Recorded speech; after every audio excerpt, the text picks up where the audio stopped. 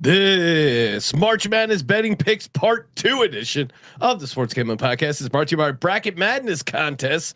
We're giving away $5,000 in prizes, and it's free to enter at sportsgamblingpodcast.com/bracket.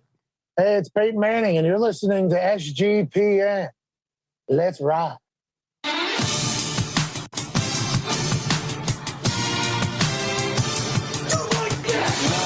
Cox. He's one of those guys who will get penetration.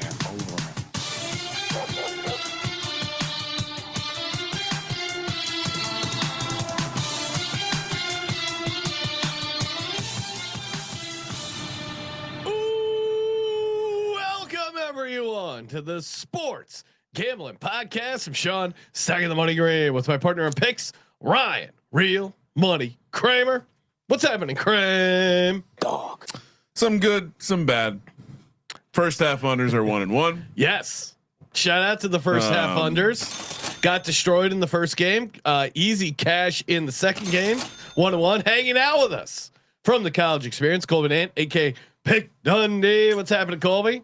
I'm your leprechaun with this Yes. Jordy Nelson stuff. It feels good repping the Packers after we know My those God. Gare Bears, those fucking Gare Bears. All right. It's the same audio problems we have when he's not in the Well, studio. it's called Sean. being on. He's loud dude. as It's shit. called being fucking on. It's called, when there's a mic in front of you, you have to step up to the Projecting. mic Yes. and fucking deliver. Happy.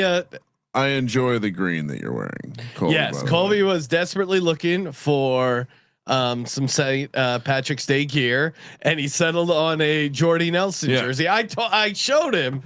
There's plenty of green No, sitting right he behind. didn't see me. any of that. Look, Didn't want any of the Eagles stuff. Big if you had Jordan Love. if you had Andre Dirty Waters, it would have been Yeah. worn. All right. Or if you had Reggie Jackson. I showed him. Oakland I A's. showed him a Michael Vick jersey. Wanted nothing to do with that. Yeah, obviously Kramer supports, dog You're damn straight. Dog- I support Michael Vick. dog murders. I don't support dog murders. In fact, I've actually protected dogs from being murdered Wow. by a coyote. Hey Colby, did you know we're sitting next to a hero? Yep. Kicked the coyote in the head.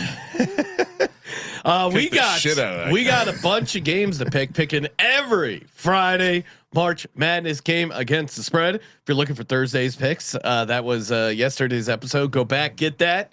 Toss us a nice 5-star rating over on Apple Podcast. Appreciate everyone doing that. Tossing us some nice reviews, great questions, comments over on Spotify, and happy St. Patrick's Day. And big thanks to Tullamore Dew hooking us up with some whiskey in the studio.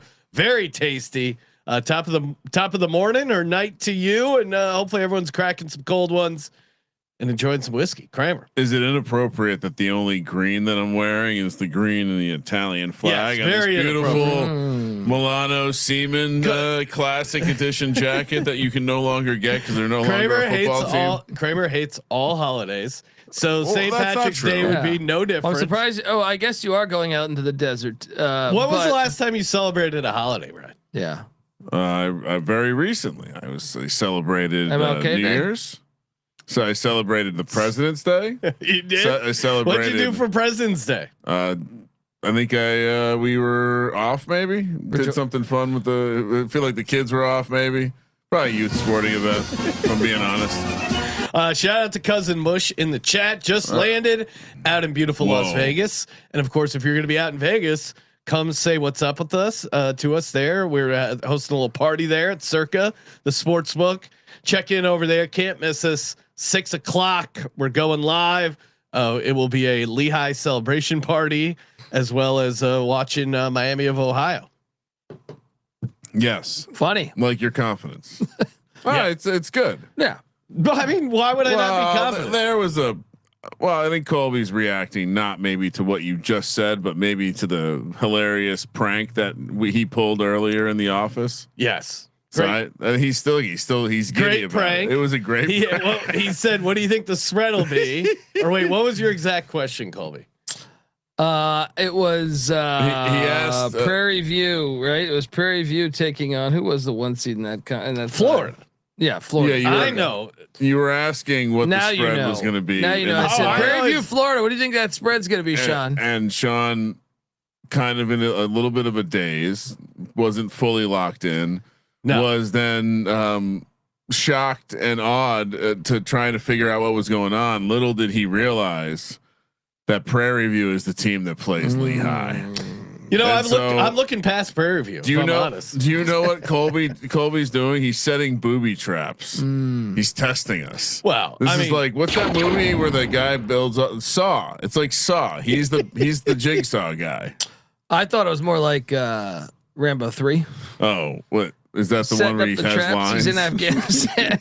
He's in Afghanistan. Where he's floating down the river. He's gone back to Vietnam. You know, that was an interesting one because he was on the Afghani side, riding a horse and like. Well, that was when we were pro Afghanistan. Yeah, they were going up against the Russians. They were going, but it was crazy because like all the Afghanis. We're not dead yet. Sorry to interrupt. Oh shit. NC State's cut it to 2, 64-62. And shout out to the Howard Bison getting the win against UMBC. No, I'm sorry. Just if you get a chance, check out Rambo 3, the novel. They wrote it after the movie, and those are always the best. Who made the novel? Well, David Morrell did the original, but he didn't do a sequel. And Rambo was such a smash hit that they figured it was a good time. I'm telling you, I don't know if I've told you guys this before, but I had an back in high school, I had an English teacher that told me I could read anything, and I was going to read for a book report. And I was going to read, I believe it was Walter Payton's Sweetness book. Right? Oh, nice. And my teacher got pregnant and left. So we had the interim teacher come in, and she basically shit on my my no sports books. Right, it has to be something fictional. So I go home to my dad's office, and there I see Rambo 3, the novel, sitting in my dad's office. Great book. And I pull that thing out, and I go, okay, this is going to be my book report. And then I went on to. You had to read a big part of it. Wasn't that the beauty of Rambo? He didn't say anything. you had to read a part of it to the classroom. Oh yeah, and it was great. You should have seen this teacher's reaction because I talk about how he takes an RPG to this village. It's like he pulls out his RPG, and then John Rambo fires it into this village, and it destroys these Russian or these Soviets that are in this village. So Rambo 3, the book, always a classic to me. Maybe we can get a live reading, and we just did. How is that not out on Texas? By the way, we just did a bonus Patreon episode with Colby, SGP Stories, where we tell a lot of tales from Colby's time at the Pacific Dining Car. Great stories about Nicolas Cage. Yeah. We got a Tommy Lasorda story in there. We talked Charlie Sheen, Paul Walker, and I forgot that I had once worked with Nicolas Cage's brother, so that is alone. The fun. Photo of him alone is worth checking that. And I'd say that, in general, what the catalog's up to almost, I think 24. Yes, SGP Stories very episodes. Fun. So great time to get in, and I'll throw a bonus in if someone's not in the Patreon and wants to get in. Hearing about the PDC or maybe just wants to hear one of the many episodes we recorded. Yeah. If you get in the Patreon now, you can request a SGP Stories top. Wow. I like that. Yeah. We're doing some Hollywood tales. Also, reminder, you have what? We're looking at 36 hours approximately till the tourney tips off. Get in for our bracket challenge, giving away 5,000 in prizes with our great sponsor. Go to sportsgamblingpodcast.com/bracket. It is free to enter. Cannot assure you how easy it is. And again, if we don't get some good numbers, this could be the last time we give these free rolls going. So get in, very easy to sign up. And of course, our Survivor contest, 25K guaranteed, up for grabs, winner take all. And Kramer, I did not add more entries. I saved the entries for the audience per your request. sportsgamblingpodcast.com/survivor. Well, Sean, I will say not to brag, but if you are someone who's browsing the homepage over at Splash Sports, we are the contest that is the most filled. Yes, so we're doing a great job filling it up. We need that energy. Put the other contests in a body bag. So let's get this thing filled. Look good for the Splash Sports Pod. And if you haven't signed up, first time using Splash, use the promo code SGPN50. That is the promo code SGPN50. And you play $5 and get $50 in their Pickems over there. So good times. sportsgamblingpodcast.com/survivor. Texas just hit a 3. Now they're up. That was a long 2, but it was highly contested. 4. They're up 4. NC State hits a 3. Now they're down 1. Not dead yet. Let's go. Hit that trap. Get that trap. Hit that trap. One more reason. Oh trap. wow. One more reason, Sean, to get in the Patreon right now. The Pickem, so $10 tier or higher. The Pickem is a bracket contest for the month of March, and so if you want to get in the Patreon bracket contest, get in. You have, and if you are in Patreon, you have roughly 36 hours to get in. I think we're giving away SGPN merch store dollars plus.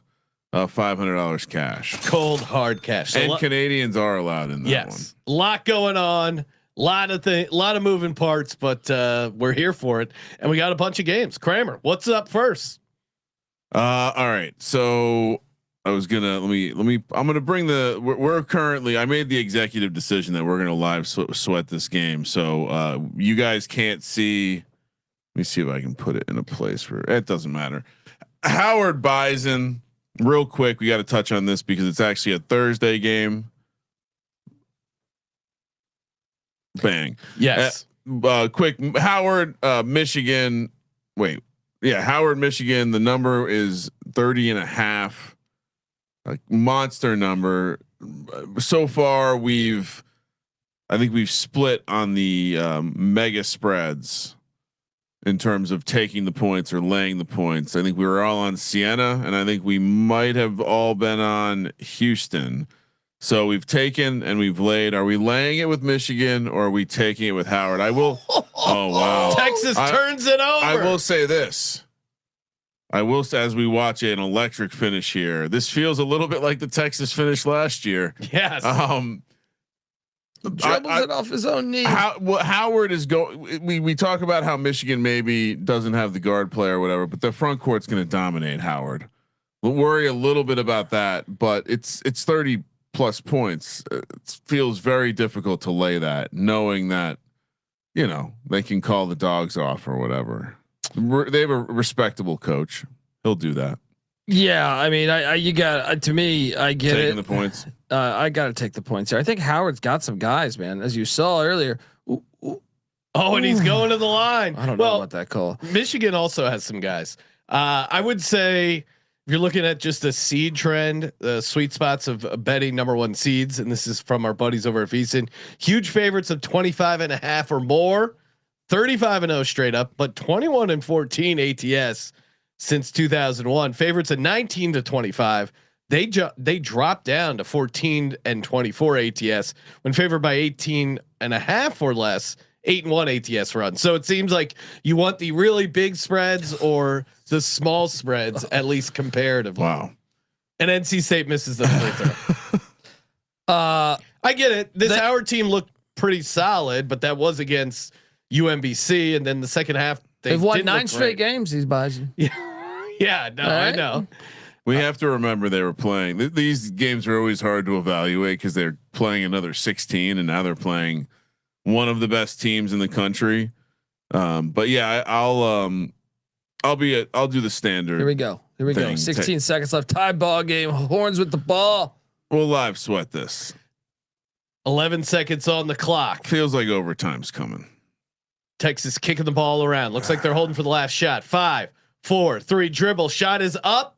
And it's good. Shit. Oh my God. That's is that not a that dude was on the court. Yeah. They that could be controversy. That was a nasty shot. Dayton. That was a Look great how contested shot. that was. That was a very contested shot. Well, it's also a long 2. There's so many reasons why it's like, do you guys not practice? How do you not have offense to run at the end? That's they. I mean, that's the work. That's great defense. That's the shot you want them to take. So that's great defense. That's not a plan on offense. What do these coaches just do? Inside the what three. are these coaches doing in practice? Are they going to put any time back on the clock? Yeah, currently showing a second on the clock. Kramer, what are you doing? You're taking. I think I'm just going to take the point. It's just such a huge number. Same reason I took Siena, honestly. Colby's taking Howard plus 30.5. Both you guys. Give me Michigan laying 30.5. This could be the blowout of the. Now, what sucks here is this is not going to count as a buzzer beater unless they hit the 3. No, of course not. So if you took that, if you took the buzzer beater prop for, well, of course it's not a buzzer beater. Yeah, but it's pretty damn close. Pretty damn close. Oh, for Texas. Yeah. Also, if you take that prop, I'm talking like how many buzzer beaters? Most places do not include the first 4. Yeah. Bastards. In that. Well, you read the fine print. If it's for the tournament, maybe you get it, but a lot of times it starts on Thursday. NC State, did they get a decent shot off, Colby? 1.1 second left. I mean, there's a way to do this with the half court, right? I mean, do you try? Here's the thing: do you try to do the Grant Hill Leitner thing because I feel like that's low probability, or do you try to just get the best half court shot you can get? What do you do if you're a head coach? Do you just throw the baseball pass all the way down there? No, you gotta. I hate when they don't even get a shot off. I'd much rather have a guy taking a almost footer, half quarter 30-footer shot, 40-footer. Like this is another one where Will Wade. Like if I'm a coach from the very beginning of the season, we're practicing this exact scenario on offense and defense. And shout out to them not having the bullshit NBA rule where you would move this up. Give me a guy to come crash hard down, screen for 5, run some sort of like crosser. See, I would actually get a football coach in, teach a little mesh concept. What was that? He's gonna get 5 seconds. No, that. Oh, he got it off. Is that a foul? He might have got fouled. No, there was a lot of contact there. Oh, wow. All right, we move on. All right, loser. Beautiful thing about this is doesn't impact your bracket, right? No, right, guys. Well, I got the winner beating BYU. So. Yeah, but I don't know.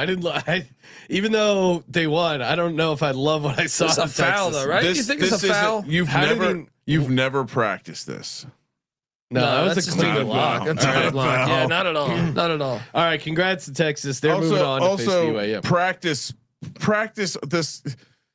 How much money do they pay Will Wade? They didn't practice a play to run with a second left. His offense has been atrocious this year. There's no movement.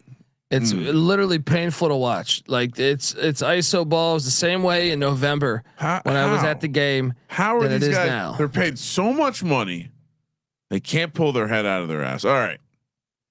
So we got that out of the way. And by the way, by the end of the show, we'll have an NC State a Texas BYU number to discuss it out as well. We'll loop back to next up. Heading into the 9:15 a.m. matchup. We're in St. Louis for Kentucky. The 7 seed taking on Santa Clara, the 10 seed. -3 here for Kentucky. -150 on the money line. Santa Clara +130. 161 is the total. First half, we're going under 75.5. Colby, tempted to take Santa Clara here. What do you think? Tempted. I say go the distance. Yeah. All right. I don't like this team that Mark Pope has. I thought they did a horrible job evaluating the talent. I don't like this. They spent so much money. Yeah, they really just did a bad job evaluating. I don't even know how good of a coach Mark Pope really is, too. And to me, the better team and the better coach are on the other side. I mean, Herb Sendek did a good job at Arizona State. Did a good job with the Pussy Pack. If anything, he was the best coach Pussy Pack's had since Jimmy V. And yeah, I just think there's a coaching advantage. And then you look at the players. I mean, how about the guard Hammond is an absolute beast, Christian Hammond. They were the OG G League player, by the way. They got Theory Darlin on the bench, Got him in before the dam got. Yeah, they were the original G League grab right there.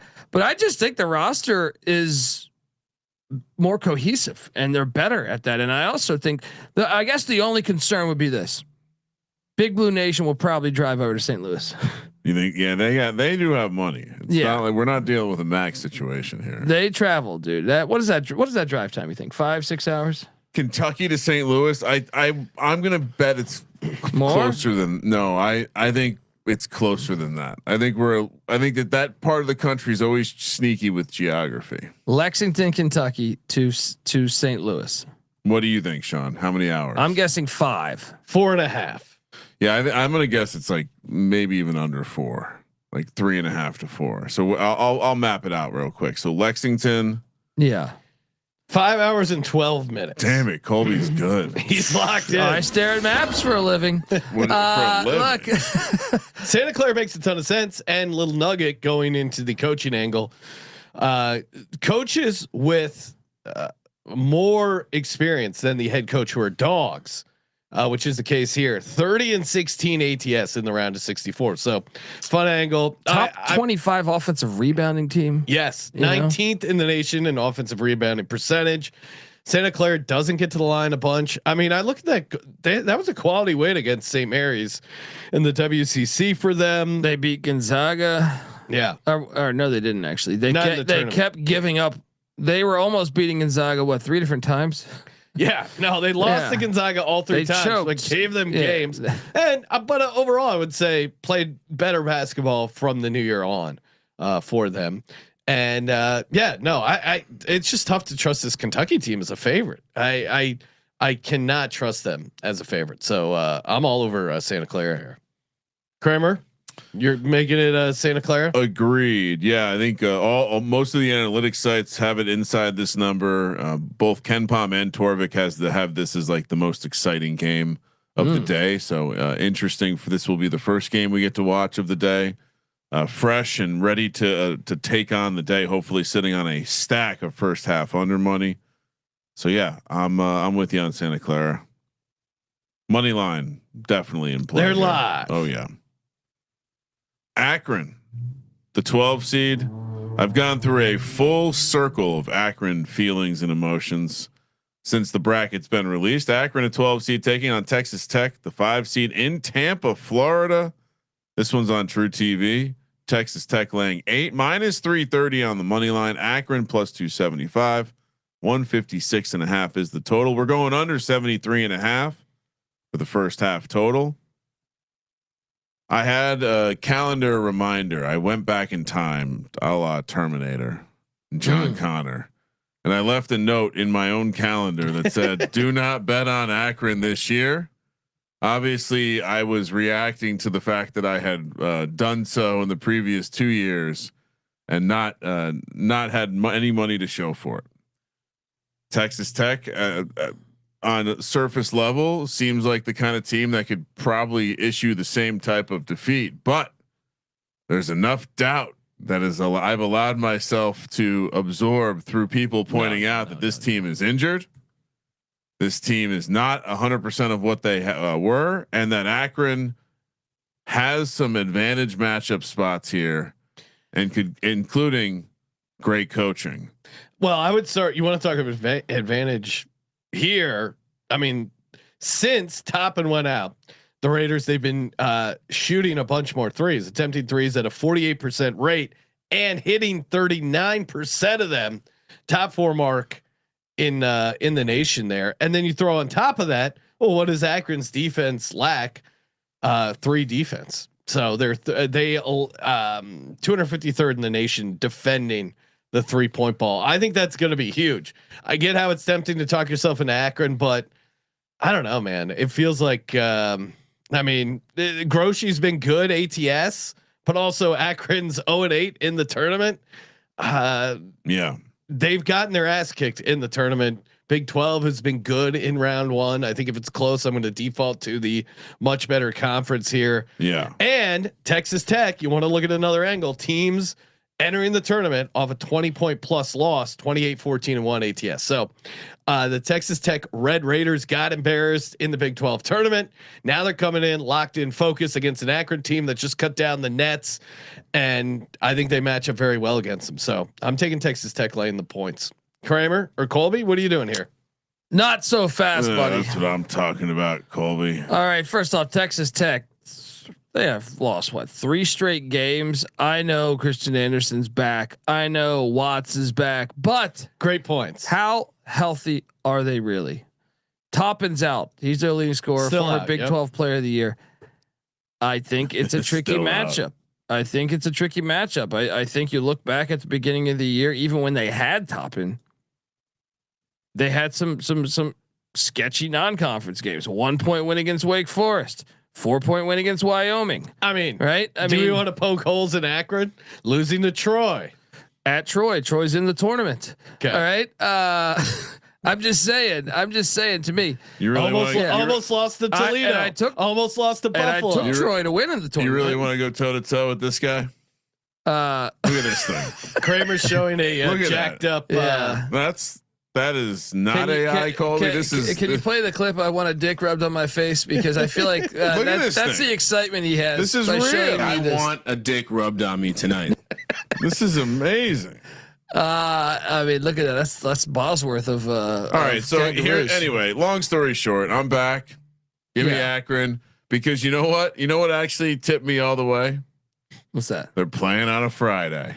Death taxes and the Akron there we go. I do like Friday. That. And let's not forget, everyone's saying, well, the Zips, they should have beat a few years ago. They should have beat UCLA. They lost, but I mean, Gross has success. This is our in the fucking tournament at Ohio. He's gotten to the round of 32 with Illinois. It's time for the Zips. Kramer, to get I sent you an amazing kangaroo clip. Oh. Yeah, definitely worth checking out for the audience. Working on that. Sent that over an iMessage. I think Akron's. This is the team everyone's talking about. Team that everyone wants to win, but this Texas Tech team, even without Toppin, I think is a very good team. And to your point, Colby, they have lost 3 in a row. Bunch of time to get ready for this game. Amazing video, and Does it need audio? No. I don't think it's a security cam footage of a kangaroo going up to one of these a witch that's like a Halloween decoration that's animatronic. And shout out, one of the listeners sent this in. This is an amazing visual because you think, a talking witch might scare a kangaroo. Play the video for the good folks.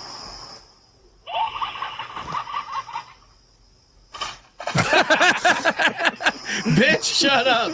Oh, the audio is actually pretty good. Yeah. Her like witchy laugh just jumps up, fuck you. goes completely up, just kicks the shit out of her. Look at that. Wow, look at that. His legs go completely horizontal. He This is amazing. Look at the slow motion. And then Does not blink. Oh shit!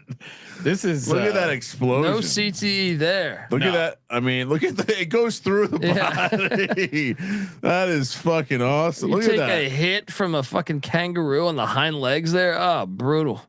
I mean, again, kangaroos are badass. I mean, Where do you put them? Are they top 5 animal for you? Ooh. Top 5 for what? Just like your favorite animals. It's pretty hard. I mean, you're gonna have. You respect them the You're most. certainly gonna the hippopotamus is gonna be in there. I heard they're dying off. Pablo Escobar. He had all those. He had them on his on one of his like ranches, and then they started breeding out of control. It's a real problem. No shit. What did he like to do? Feed them? People? I think some dudes got fed to some hippopotamus. That's like South American. That's pretty pigs. fucking brutal. Yeah. In the north they use pigs, in the south they use hippos. Yep. Same principle. They can get through a lot of bone. All right. So Sean, good luck. You took the advice of my future self, who told me to not take. I'll listen to you. I'm taking him. Let's head down to San Diego. Wait, is this correct? We're in San Diego for a 10:35 local time start. Colby, confirm that I didn't screw this up. That's That's an insanely. No, early, you are correct. That's an insanely early time. Why they don't even give him the 4th start time? They give him the 3rd start time, 10:35 local and that time. should be an advantage for Long Island, you would think, since they're body clock. yeah. On TNT 116 LIU and Arizona. Arizona laying 30 and Wait, a half. how's that an advantage for Long Island? Because they're on the East Coast time zone. Well, so by then it would be 1 o'clock in the afternoon on the East Coast. It's later in the day for them. It's but I would say that this is a strange time for them to be playing this game.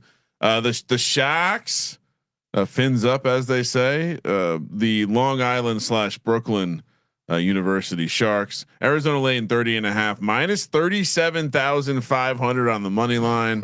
Please, someone is this the one that Fezzik gives out as a great value? LIU 70 to 1 for a single game, Sean. And I think if you shop this, you can find as high as 100 to 1. 150 and a half is the total. We're going under 72 and a half for that first half under. What is the crowd going to be like in this game? Well, LIU is not a real school. They don't have fans. They're going to travel to this one. I mean, no disrespect. Please listen. There's a lot of Californians that are New Yorkers. All right. And they're coming down for LIU this. alumni in the San Diego area. There's a lot of fucking Arizona. I heard Danny Tartable's going to be here. This is silly. Also, good chance the Arizona fans like wake up at noon and realize they missed their team's game. This is incredibly early to be putting this game. Makes me worried a little bit. Well, makes you worry a little bit. What about when Arizona took on Utah Tech? What was the score? And they only won by 26 earlier this year. Arizona, strangely, or when they took on the Denver Pioneers and they only won by 30. But they beat a bunch of mid-major teams by 30 plus. Those are teams in the tournament, right? Quite the opposite of the Kentucky Santa Clara game. This is rated as one of the least interesting games by Ken Palm and Torvik. Once again, these hacks don't know that the fucking Long Island Sharks. Tommy Lloyd has not been good ATS in the tournament. 3-7 ATS. Arizona in general, 4-15-1 run. I mean, they have a lot of tall, big guys. I'll say this: Long Island, they got some dogs. 64th in the nation in offensive rebound. They got some dogs. Jamal Fuller. I'll take Malachi Davis. It's like when you see a picture of Shaq and his wife or one of his wives who were all half his size, and you wonder how that works. This is that game. I mean, what's the tallest guy on LIU? We don't worry about height when you're 6'7". when you're a shock. All right, I'm all over Long Island here. This is a team that's won 8 of their last 10. I'm just gonna take 30 points every time. Right? I mean, do I need to remind you? I'll take Long Island because it's fun. But Sean, reminder: the 1 seeds laying 30 plus have been good. We're bringing the commandment back about dealing with these 1-2. Luke Kane only beat Long Island by 15 this year. 15. I mean, also, why are the Long Island Sharks that play in Brooklyn? Why are they the Sharks in general? Well, they were the Blackbirds, and they switched to the Sharks. Well, the 2020 the stockbrokers. Yeah, I don't know what happened there, but at least they went with the loan Sharks. I appreciate that. Yeah. Well, that makes more sense actually. Yeah. I assume. I mean, are there actual sharks on Long Island? Maybe. Well, you know that part of town. Probably a lot of sharks. But a great play. A lot of jewelry. Rod Strickland is a better basketball coach than Tommy Lloyd. There you go. Right? You need $3,000. If you're looking to trade 6 points, so we got you squared. If you're looking to trade Long Island, Arizona, you could do it over on Kalshi. Kalshi real money prediction market, legal in all 50 states. Kalshi, ton of trading options for your favorite sports, and that's right. Giving away $1 billion if you got a perfect bracket. No purchase necessary to enter or win. Official rules do apply. Go to Kalshi.com/billion-dollar/bracket for more information. Again, Kalshi, you can trade anything. Very fun to be getting down on Kalshi for college hoops. Very good money line prices here over on Kalshi, and of course the men's college basketball champ. You can trade that right over on Kalshi. Let's see if they can If we can find a number here for Lehigh, not currently listed. I assume that's some sort of typo, but bunch of fun markets to get in over on college hoops. Get in on the action. Available in all 50 states, most likely your state. Kalshi, promo code SGPN. And we're also brought to you by Underdog. Got you covered. College hoops, Pickem. 2 pick entries, 3.5x. 3 pick entries, 6.5x. Colby, let's get a little 2 pick entry. And we're here. looking for Friday games. Sure, or whatever. Do we have Friday available there? Because I was looking here. Which I don't see Friday. Do you? Let's see. Am I not hitting the right thing here? Probably. No, maybe you're right. Let's. Okay. I see a very limited. Well, I still got you covered. It's just I was trying to look out for our clientele. Refresh. Let me try. Sometimes I have found that the pro tip. Sometimes if it's not working right, just hit refresh. Yeah. Sometimes you got to do that. It's a great computer tip in general. Yeah. No, it looks like they have a pretty limited slate of players, so we might have to. Maybe we're loading up on a. I got one for us here. No, Boopy Miller tomorrow night against the Redskins. Yeah, let's do that. Higher than 20.5 points. I like Boopy that. Miller. Yes. Even though we're on the Redskins. Yeah, because he's going to get his. I think their defensive approach. Well, I was. That was a question for Colby. And let's then go over to Nick Boyd. How do you feel about that? Yeah. The question is, should I go PRA though? Nick Boyd is a dog. Points? I think we go lower turnovers. Ooh. What's that turnovers? 2.5. Oh yeah, we're all over that. Let's go. Where do you see that? Let's go. All the way at the bottom. I got it. Let's go. That was the whole handicap, right? We like him his ability to handle the high point pressure. Mm-hmm. Shout out to Wisconsin's own Nick Boyd. Lower 2.5 turnovers. Let's go. Boopy Miller. Do love that name. Higher 20.5 points. Get that in over at Underdog Fantasy. Promo code SGPN. Play $5. Get $50 in bonus funds. Promo code SGPN. All right. I'm going to put that in the chat so people can just click and tail it. This is a winner. Long Island and the points is a winner too. Yeah, that's fine. I never. It's so hard to get juice going with like taking the points in one of those matchups. I think that's also part of the reason I like that having that commandment, because it just gave me an out to not have to have action in these games. Although I will say, now this is the kind of thing where you bet your ass we're gonna have some race to 10s on the 16 seeds. Oh yeah, potentially. Oh yeah, very fun. Yeah, if you like a good sweat. These underdogs race to 10s, a very fun market. 14 seed Wright State taking on the 3 seed University of Virginia Wahoos. It's interesting. In football, they played for the ACC championship. Yeah. Right. In basketball, they're in March Madness. Yeah. And yet they're nobodies. James Madison made the playoffs in football. What are you bringing this up? It seems like there's one Warbird. Well, missing. let's just wait on. Well, first of all, they got. Did they make the NIT? They got screwed on the bubble. And James Franklin's here, so everything's going to be. Are they in the NIT? I saw the CBI fold. They are not in the NIT. Are they taking the crown? They are not in the crown. So they're scared to play basketball. They're taking the L. In life, I think. I think we've entered the L. I think the Greek kid might be a little bit of a bitch. Wow. We'll see. Coming at the Europeans.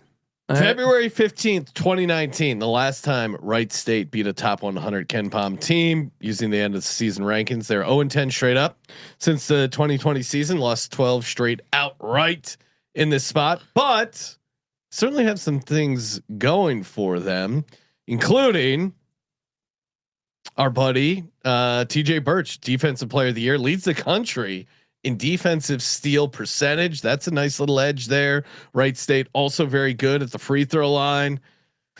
This is a decent amount of points here. Colby, you don't seem like a guy who would be dabbling with UVA, but what are you doing here? Yeah, I think it's too many points. UVA is a strange team. I've pinpointed that I wanted to fade them in the tournament, but I will say since I pinpointed them, They've looked the best they have all year. They've that pin off. I pinpointed them mainly because of some questionable performances, like losing the entire game at Florida State and then pulling that out your ass and winning by 3. They're in the ACC, and starting from the new calendar year, they've lost 3 times. Once to UNC, but there's been some blemishes. Once at Duke, or sorry, they've lost to UNC and Duke.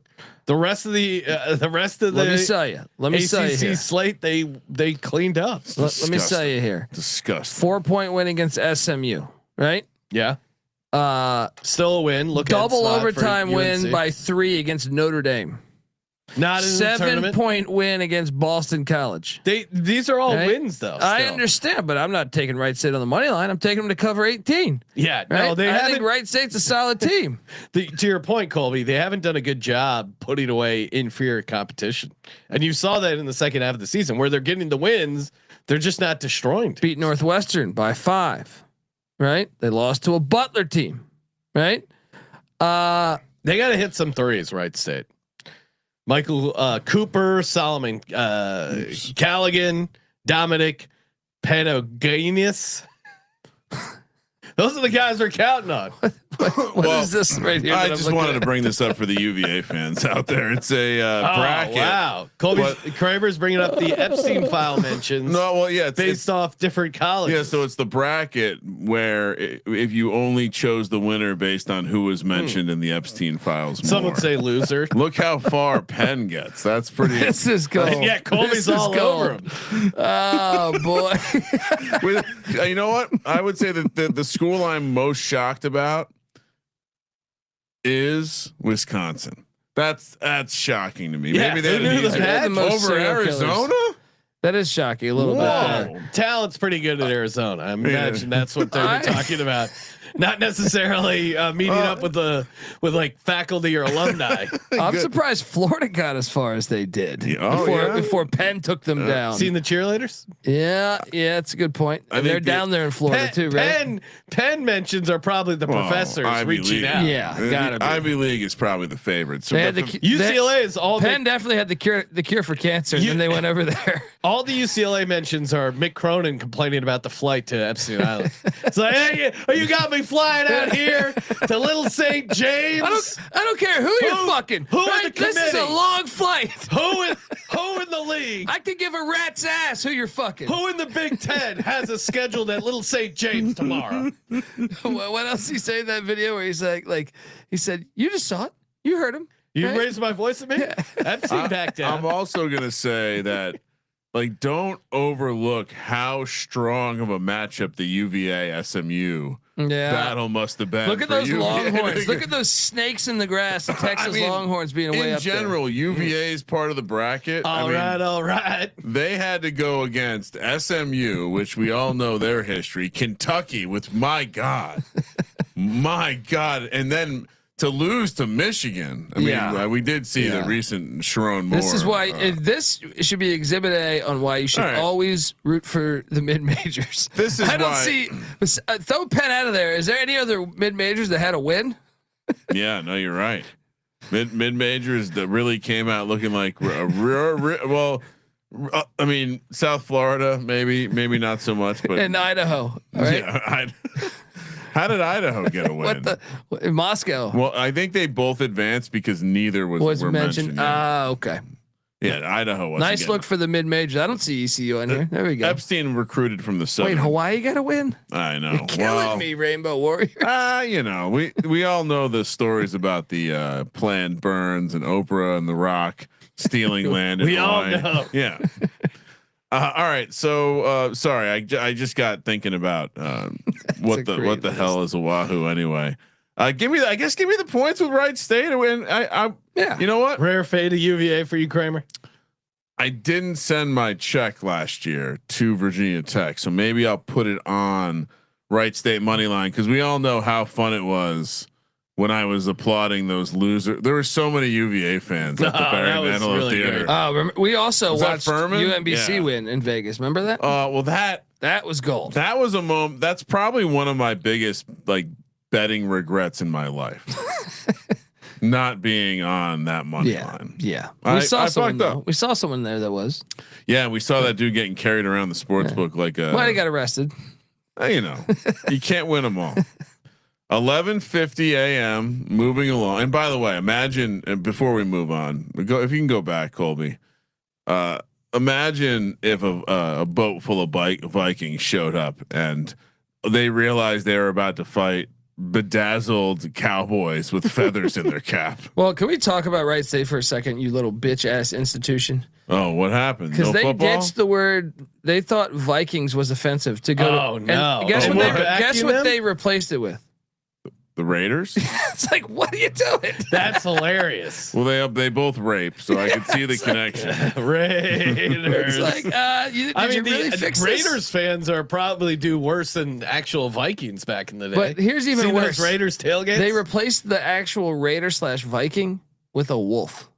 I don't honor it here on our show on our Clearly, network. if you watch our show, you might be confused on what Fucking wolves. What? I'm so confused. You're still the Raiders. Yeah. The idea that a sports mascot could be offensive in that way, like, look at that thing. Look at that drawing of a Viking. Yeah, how can someone? It's like a flying Viking. Is it? He's like, a little light in the loafers, if you ask me. and also, like, this is not meant to be an offensive statement, but we're the first people in the history of the world that didn't just rape everybody. Yeah, I mean, so everyone raped. That's what I'm saying. We're the dumbest pillaged. society of all time, dude. What do you think? How do you think Genghis Khan was? I mean, he was raping at a historic pace. Yeah, I mean, we just showed the Epstein bracket. I mean, he was crushing Wilt Chamberlain's numbers, and that we all know where Wilt was at. All right, now we can move along. We got that off our chest. We're going to talk about Tennessee State, the 15 seed, and Iowa State, a team that I'm invested in pretty heavily at this moment. They're playing in St. Louis. They're playing the 11:50 a.m. tip. Iowa State's laying 24.5, minus 10,000 on the money line. Tennessee State plus 2,500. 149 is the total. We're going under 70.5 on the first half under. If I didn't mention the previous game, it was 68.5 first half under. This is probably a little bit closer to Houston to me in terms of a matchup. I'm more willing to lay a big number with a 2 seed that I really like.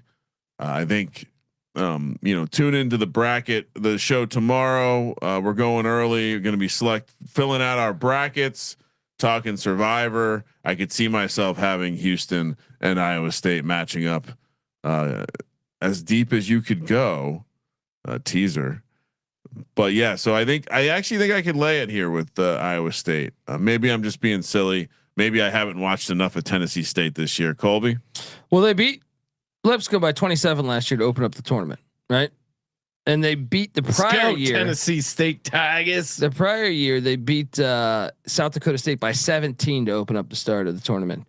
Statement games, I like that. And it's a good match. Like it's not that you're always going to find a good matchup in this type of matchup. But I mean, boy, the way that Tennessee State could be turning this, but they turn the ball over. And but they also turn over the other a team. They also have almost a 10% advantage at the free throw line. Now they send teams to the line a decent amount, but Iowa State 67.2% at the line, almost bottom in the nation. Now the counter is Cyclones coughed up 10+ steals to the likes of Alcorn State, Eastern Illinois, Long Beach State still won each of those games by 25+. Big 12 has been pretty good in round 1. I don't know. Maybe I'm getting a little cute here. Thinking Tennessee State. These 20+ spreads are difficult, but Colby, what is your take? Well, we're going to take the points. I've been on the points a lot here to start, but this one I actually feel decent about. Tennessee State did beat your UNLV running Rebels this year in Vegas. Rebels. They got veteran putting guard. It on your Irvine Anteaters. They are right now. I see at the anthill too. They they have some veteran players. Dante Harris once played at Georgetown, once started at Georgetown. He's been in college basketball for a few decades, I feel like.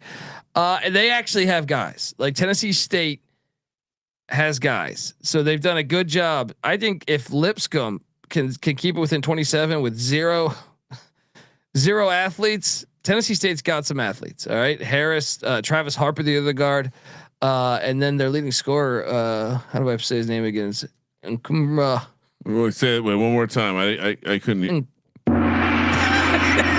it a silence? How do I say it again? It's general foreign names. How about Sean? Ruma. Sean, it's Ruma. It's NKRUMAH. Nkrumah. Nkrumah. Kram. Yeah, look, I think they can do enough to stay in this game. And Iowa State, I just can't get this out of my fucking head. You think they're gonna lose? Well, it's Iowa State. There's a reason why they fucking choke in the tournament Not every this year. All right, Not this year. I had them a couple years ago to go far, and guess what happened? They opened up against Jeff Capel and Pitt, and they only scored 41 points the whole game. You piles of shit. Also, I can't get the Hampton game. The Hampton game, 20 years ago. Colby has a lot of conference. I just like Iowa State has just let me down so many times scars. in the tournament. So I'll take the points at Tennessee State. Yeah, I'll take the points. Kramer, you laying it? And I don't know what changed since we talked about the commandments, but Iowa State is now 20th in offense and 4th in defense, putting them firmly in the contender category. I'm laying it. I told you this feels like more like the Houston game to me, where we could end up with a smothered team. 13 seed Hofstra also seems like a very popular team that people are choosing to back because Alabama is dealing with some controversy. True TV will cover that. Yeah, we'll cover the controversy in Tampa, Florida, 12:15 p.m. on the left coast. Okay, I mean, how can you take Alabama? Aiden Holloway, of course, if you missed the news story, removed from the team, got arrested for almost a kilo of weed. Looks like he was clearly selling weed, even though he's making hundreds of thousands of dollars in NIL money. Do you think maybe that was the seed money for his weed selling business? He took that NIL. So yeah, of course. This guy, he's like a true businessman. You don't let cash sit in the bank. You put it to work. Right. I would just, I mean, starting with this Alabama team, that it's tough to trust a team that doesn't play defense to lay this many points. Yeah. So we're real quick, Sean. We're laying 11.5 minus 800 on the money line. Hofstra plus 575, 149.5 is the total. We're going under 75.5 in the first half, and great guards for Hofstra. Continue, Sean. Over the last 2 seasons, Speedy Claxton of Hofstra, 22 games as a dog, 11-11 straight up, 15-7 against the number, covering the spread by an average of 5.2 points per game. On the other side, Nate Uncooked Oates, 1-4 ATS in round 1. Now he's been good overall, like above 500, 11-10 ATS in the tourney. And what's the total at, Ryan, for the game? 159.5. 159.5. So he's been better when the total's been high. He's 7-3 ATS. When it's below 155, 4-7. But you look at Hofstra though, top 40 on, in rebounding, offensive glass, very good defensively. I mean, relative from where they're at. Certainly. And the CAA conference wise has been great. 14-7-1 ATS in the tournament. I wonder how much of a public dog it will turn out to be. Certainly feels like it's going to end up being a public dog. Real quick to reflect on the crime, I just wanted to highlight, because I found it very hilarious in the report. How many different places in Aiden Holloway's apartment that they found marijuana. Agents identified themselves, made entry into the residence. Contact was made with Holloway's girlfriend in the bedroom of the apartment. Blah blah blah. Agents began searching the residence. In the living room, there was loose marijuana and a vacuum sealed bag with marijuana in it.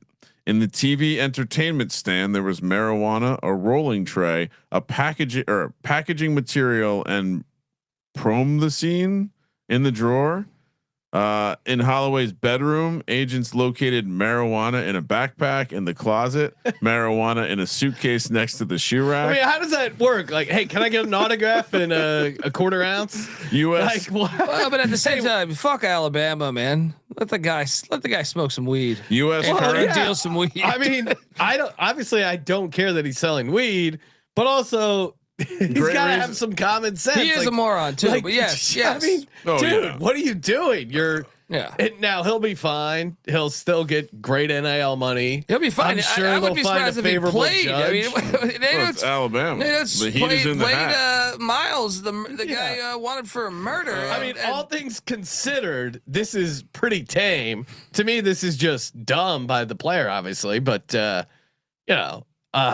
U.S. currency was found in a jacket pocket, rolling papers with marijuana on it under the bed. In the spare bedroom, agents located a box with marijuana in it in the closet. Marijuana in the dresser top drawer. That was pretty much, but 2.1 pounds to your point, and that feels like a pretty public story. So I worry a little bit about Hofstra being a public dog. But yeah, this feels like a distraction. Well, and also right? matchup wise, Hofstra 29th in the nation 3-point percent. Alabama does not defend the three well. So this Hofstra team comes with with some pride here. They're the Hofstra pride, little hair up their ass. Speedy Claxton will have them ready to go. Biggie Patterson. No, I just think Cruz Davis. Now good guard play, right? Hofstra has some good guards. I think they hang around. Give me Hofstra in the points. I just feel like it's going to be so chalky, but I with the uncertainty, no one's going to take Alabama. Yeah. Which is scary probably part. why like they'll get there on some free throws at the end or some shit. But I still think Alabama's not that good this year. Especially you take away this, they already have Bediako gone after he played 3 games or 4 games, whatever it was. Yeah, I think it's. I don't know. It's almost certainly there will be an impact, and Hofstra was already a team that I think they seem. As soon as I watched we were talking about the freshman guard, but they just have a fun story. Whether it's Speedy Claxton, whether it's talking, what's that? You're talking Preston? Ed Mead. But yeah, they have fun guard play, and that's always a fun component. Honestly, the thing that scares me the most is that, generally when I'm looking at a power conference team taking on a mid major, I'm going to favor the power conference team in terms of winning the pace battle. And it's not often you see teams grind Alabama down. And so if Hofstra wins this game, it's because they've dictated the pace and they've ground them down. But that's what worries me the most. But yeah, I'm also on Hofstra. Long Island for the win in the tournament this year, huh? Or Brooklyn/Long Island. That's true. What? Yeah, I know, right? These small commuter schools. Hempstead, right? Jets used to do training camp out there, right? Corbett. Yeah, Wayne Colston. Yeah. Wanye for the blackjack stream heads. We need to hit the blackjack streets when the off season truly starts, Sean. 1:10 p.m. on the West Coast. So we're all on Hofstra. Another consensus play there. We have some strong agreement this week.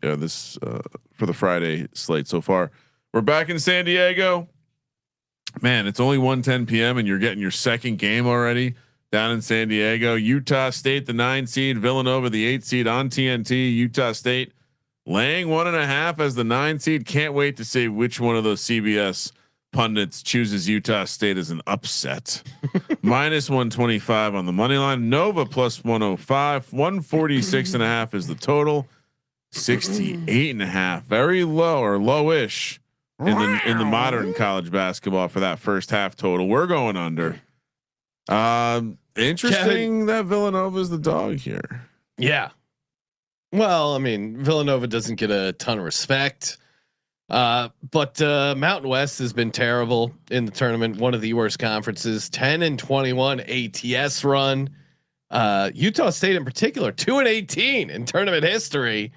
So I feel like almost all their ATS wins with San Diego State going on that run.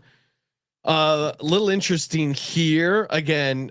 Coach with the more tournament experience as the dog. That's the case here with Villanova. As we know, that's been a very good trend here in the round of 64, 30, and 16. And I found this one: high elevation teams, and probably maybe why the Mountain West struggles, have done bad in the tournament since 2005. High elevation teams, aka Utah State here, 32, 69, and 1, 32%. Matchup wise, I get Villanova. Obviously, it's a transitional program in general. They lost to Georgetown in round one. You just call Villanova a tranny? No, they're transitioning. Kind of sounded like you called them a tranny. But hey, they take a bunch of threes. If they're hot, I think they can get this done. I think they prefer. Yeah, they meaning Villanova. I mean, on the other side, I'm not particularly scared of this Utah State team. Who, yes, they look good in the Mountain West Conference tournament, but the end of the regular season they struggled. So, give me Villanova all day. I told myself I would listen this year if San Diego State didn't make it into the tournament, and I would fade the Mountain West, do the right thing. Some in the gambling community are saying blindly fading teams based on conference affiliation is not a plus EV move. 10 and 21 sounds pretty good. It does seem pretty good. I'm going to listen. Give me Villanova. Which one note about last year, the one Mountain West team that did get the win in the cover was the lower seed that was favorite in Colorado State, randomly favored as a 12 seed, if we remember. But I'm gonna give me the Big East team. I think the Big East is also pretty underrated this year. I understand that the conference was down, but I like the Mountain West. They've just sucked in the tournament. Colby, give me Utah State. Knew it. Your first favorite of the show. They've this will be their third time playing at this court since 2025. This is the home of San Diego State, so I mean that right there. There's a lot of Mormons also in the city of San Diego. Oh shit! You're making really there's a lot of Philly transplants living down in San Diego. You think they'll be at the game? I mean, as much as the Mormons are going to be at the game, no one goes. On the 5, you see that gigantic Mormon church. No one goes to these round one games. You guys are insane. Never challenge the Mormons' numbers. Yes. If there's one thing they're good at, is numbers. Philly San Diego angle. What is he talking about over here? What is that? What is nonsense over here? What? What is that? Is Lenny Dykstra living in San Diego? You're making me feel like I need to switch over to the dark side. Well, look, Calhoun he felt completely disrespected with the seating. He did. He is a Bob Huggins guy. All right, so he's not going to put up with your bullshit. I see what this is. Kevin Willard's going to be hitting the town and say, "Is the gas lamp district down in San Diego? Is he going to wake up in time?" Kevin Willard's going to end up in West Virginia. Kevin Willard's also been terrible in the NCAA tournament, with the exception of last year, which let's not forget that they beat Colorado State on a travel. So I do think Kevin Willard is a bad tournament coach. I will take the coach I trust more in Calhoun in the stadium he plays in. And don't forget, one of the things Calhoun did, classic, Huggins thing, because you look historically at some of the other Utah State coaches, they would keep the staples there. No. This Utah State team, they go out, they get MJ Collins, they get Colby King from Tulane, right? They got guys. All right. Utah State's the better team. They win it outright. I didn't see this coming. You make a lot of good points. I live around a lot of Mormons. I don't want to create any problems. They are everywhere. It's easy to see a tide turn. And you fade me, right? And I hate that's your Kevin Willard. Well, generally you're trying to fade me, but in this case, I suppose I did say I was going to not take a Mountain West team this year. I do like the Mountain West. Thou shalt fade the Mountain West. 5.1% of the population in San Diego, Mormon. Yeah, that's the part that got me thinking, because Sean also. And they like Utah State. Probably. No, BYU's the Mormon school. I mean, I think all of them. Jeez. All of them in Utah, right? Maybe I'll pass this game. Should I just pass it out? Just opt out like Virginia Tech in the postseason. All right. You know what? Colby bringing the heat. Colby's made a lot of good points. I'm just gonna. what I see when I look at these teams in the depth charts is I see senior guards for Utah State, and I see young sophomore, freshman guards for the Villanova Wildcats. I'm switching my pick. Play that music. Give me the Mountain West, baby. We only got one team. I got to take them. Go back to your calendar. You're 0 for 2 on following your reminders. I know. It's fine. It's fine. Don't bet on Akron. It's fine. Listen to the commandments. It's fine. All right. Next game is at 1:25 p.m. on the West Coast. We're in Philly, and it is a play-in game. So the winner of SMU, Miami of Ohio, so probably SMU taking on Tennessee. TBS is where the game will be. Either way, I'm fading Rick Barnes. So there's my first round. We'll see. I do think that if SMU wins, that's an interesting matchup for Tennessee. But we carry on. Which, by the way, do we have? I don't know. We'll do that later. Tampa. We're back in Tampa. 3:50 p.m. for the. We're now 8 games done. 8 games to go. First game of the afternoon window. 9 seed Iowa, 8 seed Clemson.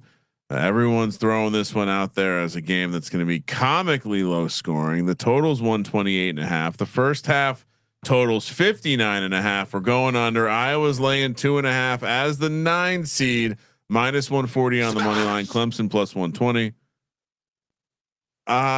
So obviously we had some fun with Drake last year in the tournament. In general, I feel like I liked fading Brad Varnell until this season, where I was snuck by Colby into rooting for him and backing him from time to time. But it does seem like the right move here would be to take Iowa, lay the points, and move on with my life. Colby. Yeah, I'm on the Hawkeyes too. I think Ben McCollum is the top 10 coach in college basketball. He's 447 and 107. That's about 81%, gentlemen. Good. And I just think this is going to be a nasty, awesome, filthy game, right? Where buckets are going to be hard to come by.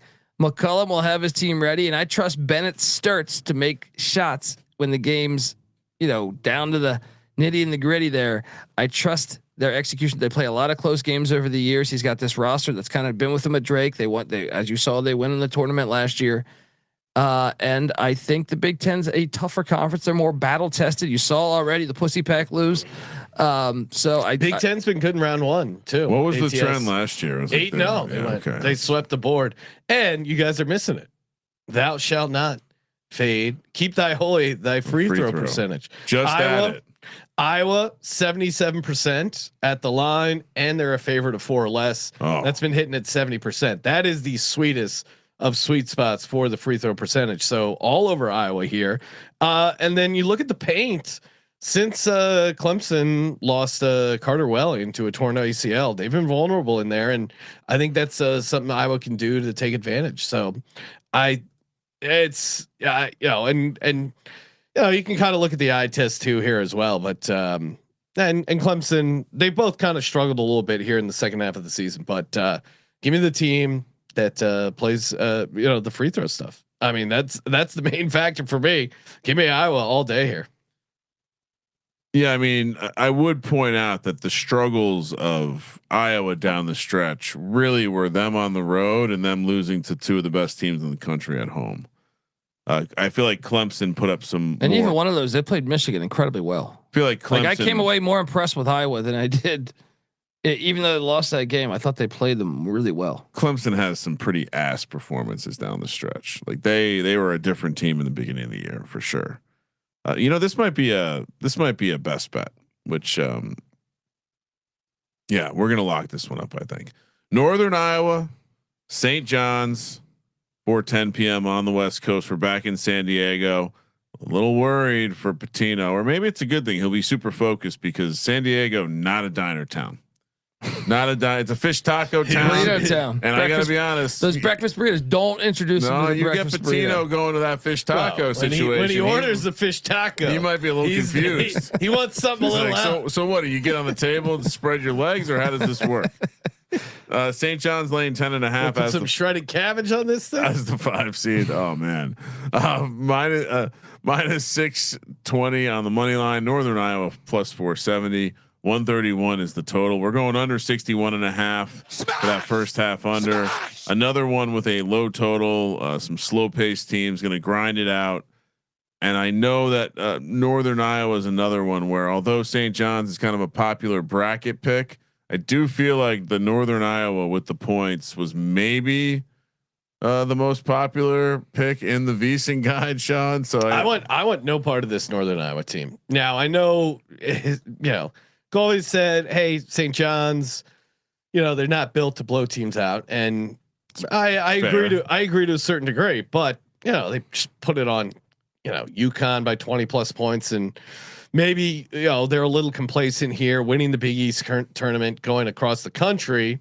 That could be a little bit of a concern, but my God, Northern Iowa cannot get an offensive rebound to save their life. And if you're going up against the St. John's team, I'm sorry, you're going to need extra possessions. You're 356 in the nation.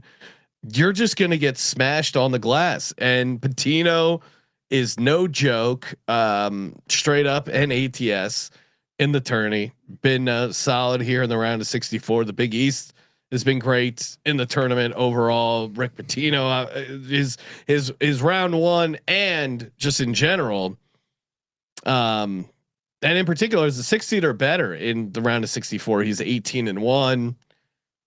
Yeah, I mean, I guess the Panthers have some size. They do have some decent defense, and maybe that's how they can muck things up here.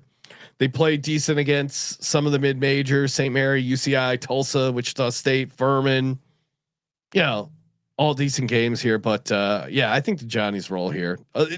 I mean, they can have like a 13, 14 point win, and Northern Iowa can have a decent game. But Colby, you've been a UNI guy all year. Does that change here? This is probably the best coaching matchup in the first round here. Yeah. I think both coaches are fantastic, but I don't like laying double digits with St. John's really this season, but I'm going to do it because I feel like it's a trendy pick with Northern Iowa. I think the Johnnies can get there over the long haul of the game. I fully expect this game to be close at halftime, but I just think they're going to wear them down with that defense and where the rebounding. I mean, St. John's a top 40 offensive rebounding team. Northern Iowa struggles to rebound the ball. By the time we hit the 10-minute mark left in the game, I think the Johnnies are going to start. The rush of this cut, Rocky IV style. You're going to see them starting to slowly bleed out. Yeah. So give me the Johnnies. I think they're going to win this thing by 12, 13. Some free throws late. Lay it. Yeah, I mean, I think there's St. John's is going to have a physicality advantage, a size advantage, and look at the front court of Northern Iowa. All the tall guys are relatively skinny.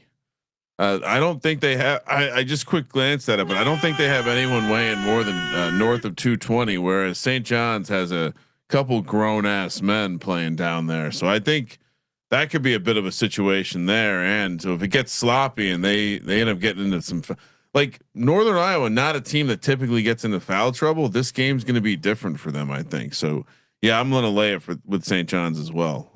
Everything Sean said in his analysis of what Colby would say was accurate, but like Colby, I will head right over to Mr. and again, could be a good thing, could be a bad thing, but no diners in San Diego. Mega focus. UCF, that also might be a lock. UCF, UCLA in Philly. Cronin having to go cross country is too funny. The committee does have a sense of humor. UCLA laying 5.5 here against Central Florida, the 10 seed, who is plus 205 on the money line. 152.5 is the total. UCF, UCLA first half under 71.5. This is funny because we obviously Cronin's been bitching nonstop, but if you look at the numbers, UCLA teams from the Pacific Standard Time Zone in the Eastern Time Zone in the round of 64 have been pretty good. 11-6 ATS dating back to 2021. So I don't know what to make of it. The game's in the afternoon. Who cares? It's probably not a huge factor. Just funny because everyone had the same joke of Mick Cronin losing his mind having to go to Philly. So yeah, I mean,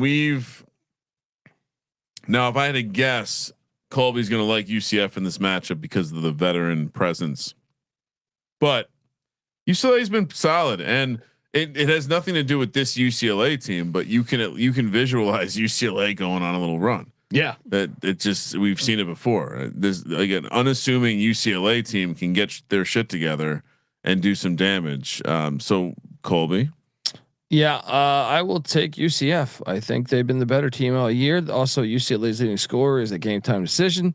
Tyler sounds Bilodeau. like he's gonna play. Yeah, but how healthy is he? He is going cross country. You're going up against the oldest team in the country, they also have Manu Bull's son and John Bull, which all things I like. But honestly, I like the guards at UCF to neutralize them. I mean, Donovan Dent's been playing out of his mind recently for UCLA, but Kugel and Chris Johnson and folks there, I think all very good guards. I think Johnny Dawkins also returning to the city of Philly. He played for the Sixers for a long time. He's familiar with the lay of the land. All right, that'll help him. Pats or Geno's. He won't be. He'll know how to order. He'll know how to order at Pat's. Ryan. They won't make him go to the end of the line.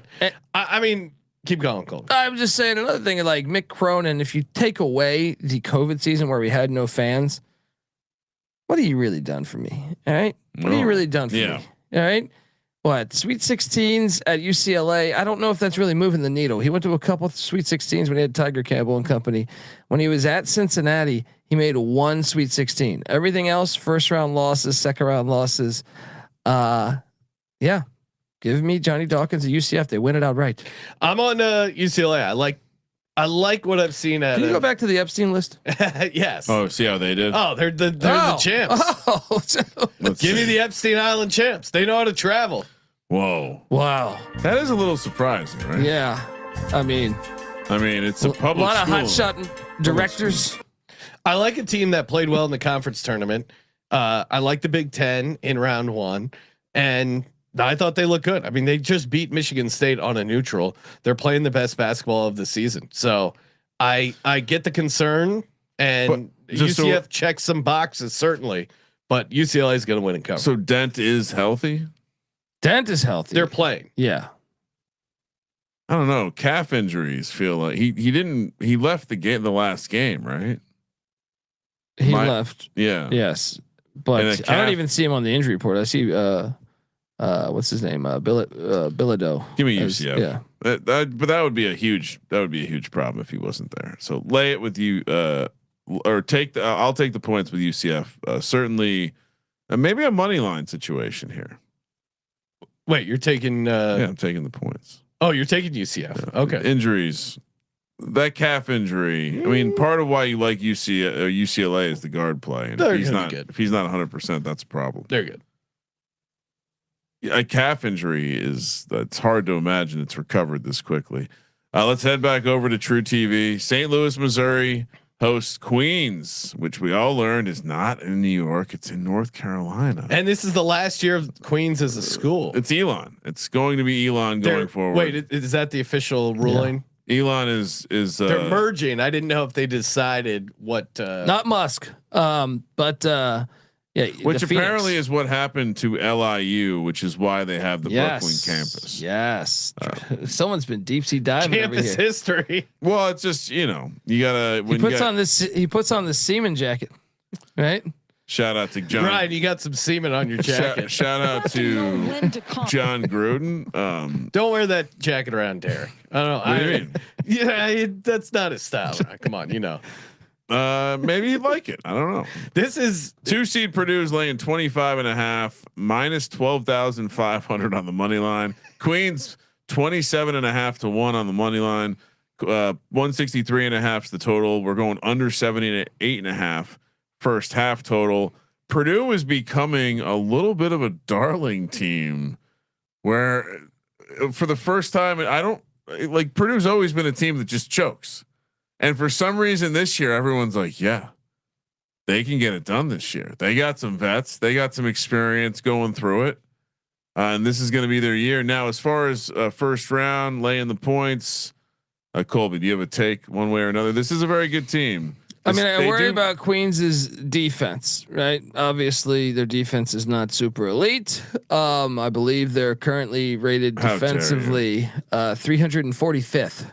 Yeah, that's pretty big. But it is a veteran team, and I like veteran teams. The points, I think Purdue or Queens? Queens. I think they can stay within the number. They lost to Villanova at Villanova by 20. They lost at UVA by 25. I think they can stay within this number with the guards that they have. Here's some game logs for the Queens Royals. I don't want to bust. Lost to Villanova by 20, Virginia 25, 28 at Arkansas, 38 Wake Forest. Lost to 41 at Auburn, a team not good enough to make the tournament. That is the jungle, a legit home environment. Where is this being played? First time Queens has been in the tournament. The Queens also lost to Furman. And Purdue also lost to St. Peter's a couple years ago. Yes, that's true. But Matt Painter, I hate this Purdue team, but they're the number one offensive efficiency team, and Queens is 322nd. Oh.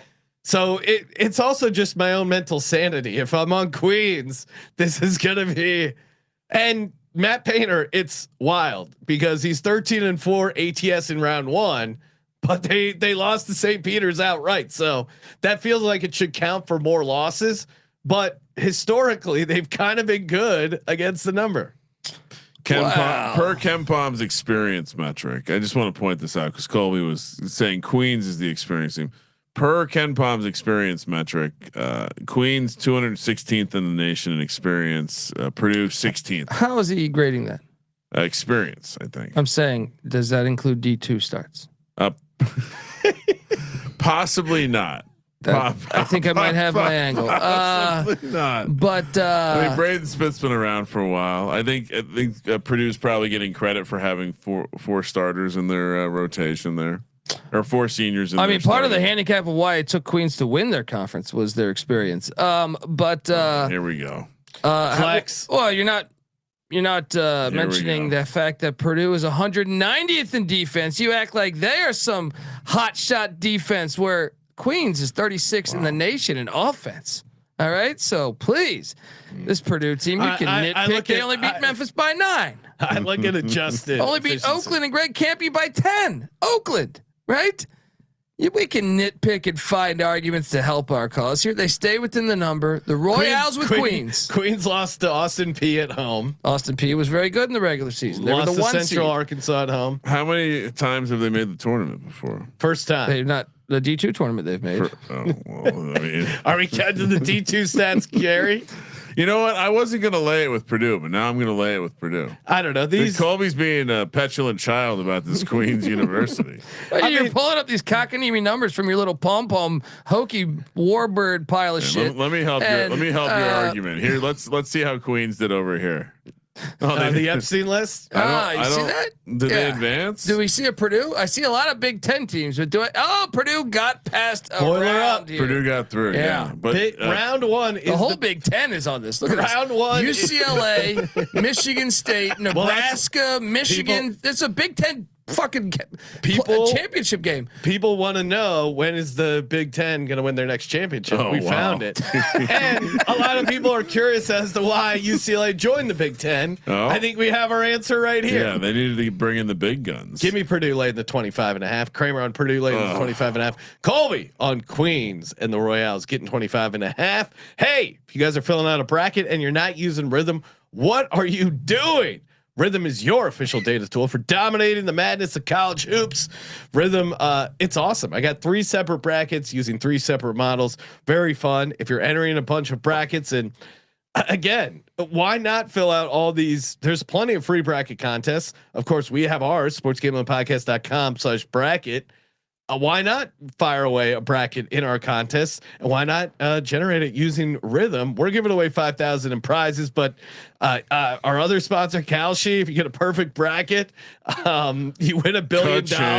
There's just so many people doing free bracket contests. Instead of wasting your days filling them out, dominate your brackets. Love this tool. Last year, Rhythm User went on a 25-2 run in his bracket thanks to Rhythm. And of course, if you want to go premium, use our promo code SGPN 25% off. Download that Rhythm app. Get started today. RITHMM. Promo code SGPN 25. We're also brought to you by Novig. Novig, America's #1 sports prediction market. With Novig, you know you're getting the best prices, reduced juice.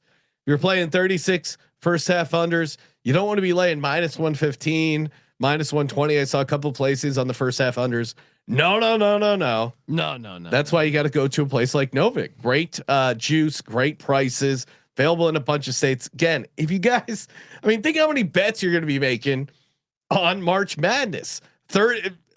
Conservatively, if you 36 first half unders plus 14 sides.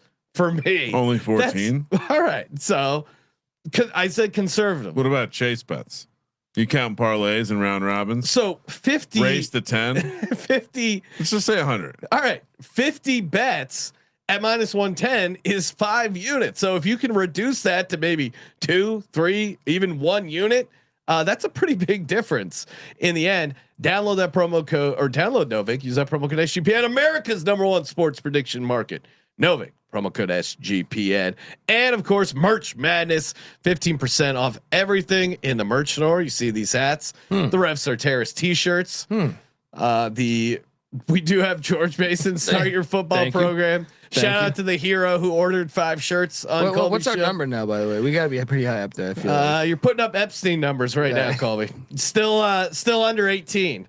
But promo code March. Actually, you're probably right. You might be legal past age. 18. I think you were. I think I'm past 18 whatever you're here. at before +5. Just getting no credit here. Merch Madness, 15% off everything. Promo code March. That was a good line by me. Do we talk Lehigh, Florida? He tried to squeeze this in now, right? All right, bastards. Yeah, we're in Tampa, so Florida will be a big time home. I mean, Prairie View doesn't have to go that far. Lehigh. That's a long bus ride from Pennsylvania. I assume they don't have funds to ride on an airplane. 6:25 p.m. How dare you? On the West Coast. It's the start of the late block. We'll have a number. I anticipate this to be what 30 something regardless, right? Yeah, I would say you got to take two of the worst the points. Yeah, right? 2 of the worst conferences. They're red hot. Didn't even get top seeds winning the conference. So playing 16s generally are getting 30 plus. So Sean, you taking the points? No, money line. Wow. Moving along to the world of reality, to IRL. 6:45 p.m. on the West Coast. We're back in San Diego for the Nightcap. Cal Baptist. This is a little bit of a home Riverside to San Diego. It's just a little bit of a home spot here against Kansas, the 4 seed. Kansas laying 14.5. What if I had to evaluate my shakiest top 4 seeds and power rank them? Kansas is certainly in the same realm as Alabama in terms of I don't know how good I feel about this, and I now will be probably a popular or somewhat popular position, but Cal Baptist also. I mean, what do we like to see, Colby, with these smaller schools, and for them to have a chance? You like to see a guard that is just absolutely a baller. Gross. Like he's gonna shit on this tournament, right?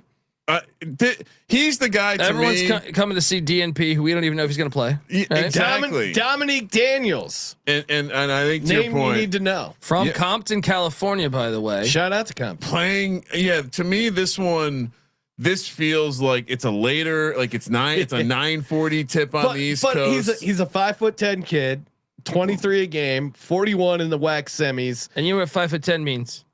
He's I mean, he sent his fucking tape to Kansas. Yeah. And they did not respond. They said, no, sir. Yes. No, thank you. You're right. Oh man. And what, come on. When have you seen they play this? defense. That's the best part about them.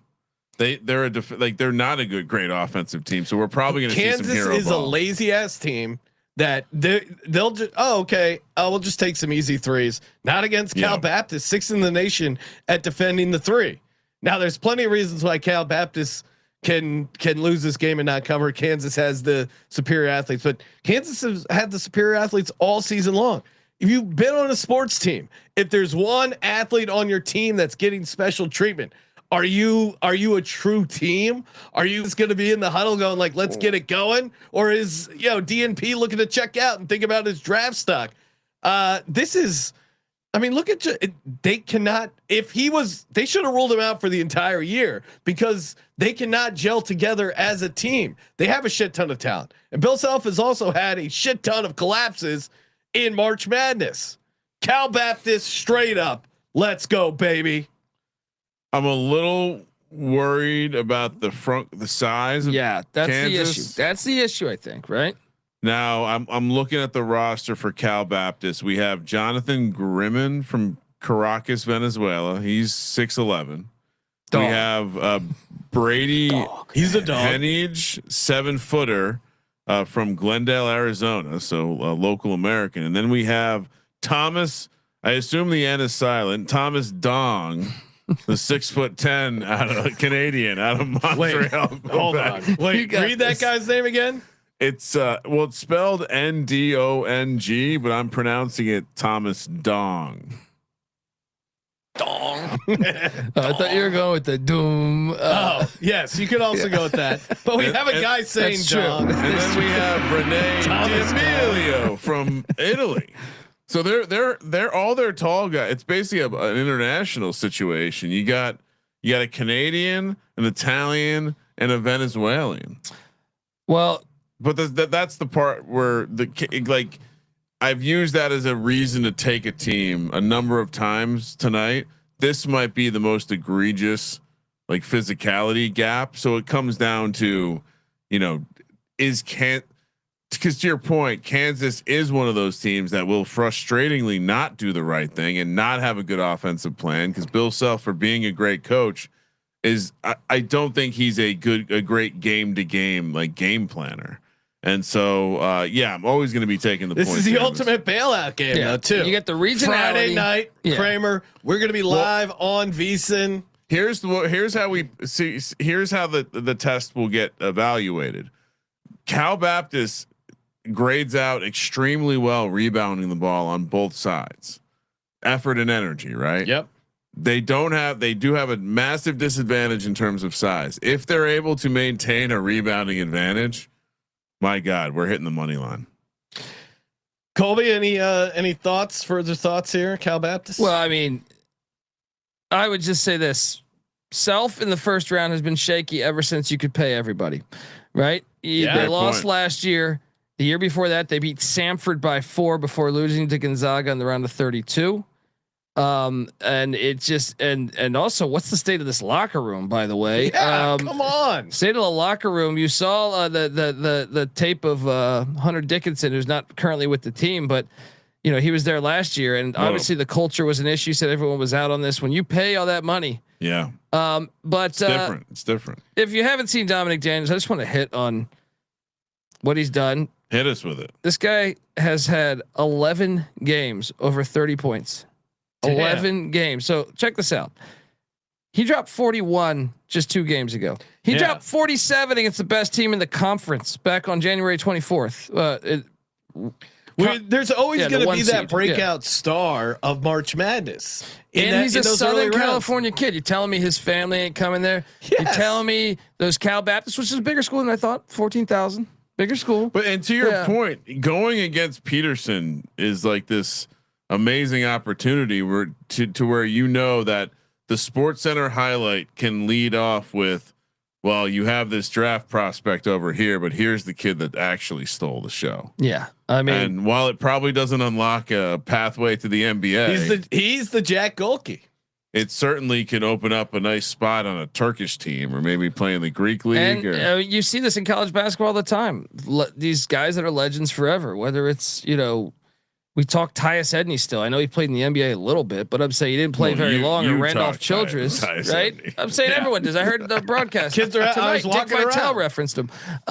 Dickie V, baby. So my point is, you see these guys that have these big moments. Marquise Doel, Jack Golke. Yeah. I think we have our one this year. It's Dominic Daniels. Yeah, we're leaning Let's go. us and everyone else had. Let's go. Volume shooter.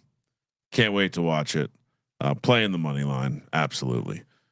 Furman, UConn, 2:15 matchup, TBS, Portland, Oregon, 7 p.m. on the West Coast. UConn laying 20, minus 5,000 on the money line. Furman plus 1875. 137 is the total. We're going under 64.5.